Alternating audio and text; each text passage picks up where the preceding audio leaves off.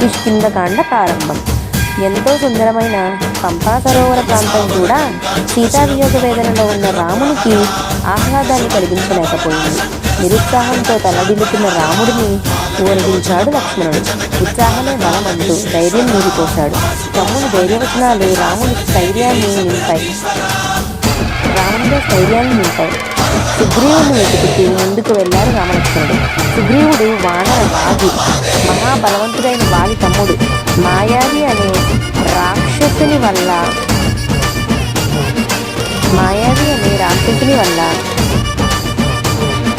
కలిగిన మనస్పర్ధల వల్ల వాలి తల్లి తరిమేయక ఋషముఖ పర్వతంపై తలదాచుకుంటున్నాడు.